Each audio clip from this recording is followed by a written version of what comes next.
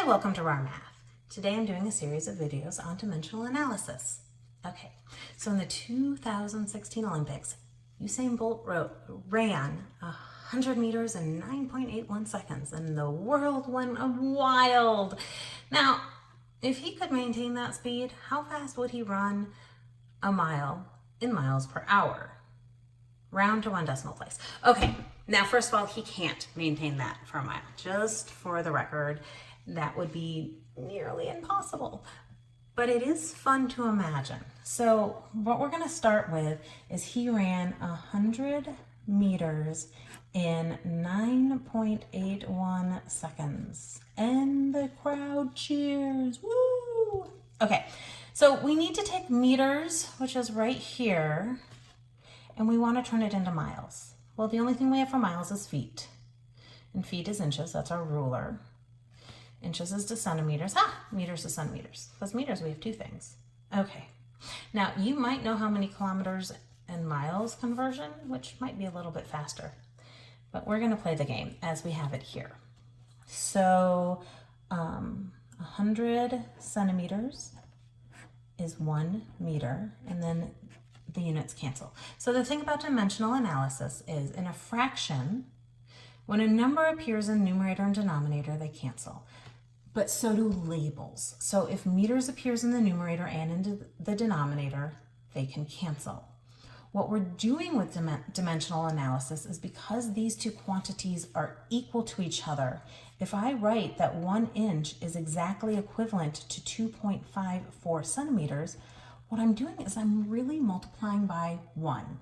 It is an interesting version of 1, but I am multiplying by 1. And when you multiply by 1, you do not inherently change a number.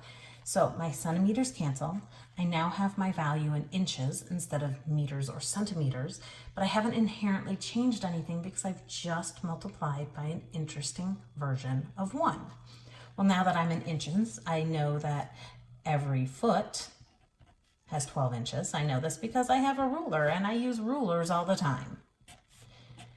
And then I can go to miles. 1 mile is 5,280 feet, which some of you might have memorized. It's a weird number, but for some reason we know it. Okay, so if I multiplied all this out, I could find out how many miles per second he ran. But I'm more interested in miles per hour because I want to compare this amazing runner to how fast my car goes, because I understand speed as I drive my car because I don't run very often. Okay, so next I am going to move seconds over to hours. Now, labels don't just cancel if the fractions are next to each other. We are completely in the world of multiplication and division, and because of that, I can cancel any fraction within any other fraction because it's all multiplication. If there was addition and subtraction, things would get ugly. It's when you bridge out of the multiplication division world that fractions are hard. As long as everything is in the world of multiplication and division, fractions aren't really that bad. Okay, so seconds. We know that there are 60 seconds in 1 minute. And now my seconds can cancel. And we know that there are 60 minutes in 1 hour. And now the minutes can cancel. All right, so what we're gonna do is we're gonna multiply anything in the numerator and divide anything in the denominator. Don't try to multiply all the denominator numbers because you're gonna end up typing something wrong in your calculator. So you're gonna do 100 divide by 9.81 times 100 divide by 2.54 divide by 12 divide by 5,280 times 60 times 60. That is going to be the best method in which to get your answer. And when you do all of that, you're going to find out that this speed maintained would be 22.8 miles per hour, which would be really awesome, but not maintainable.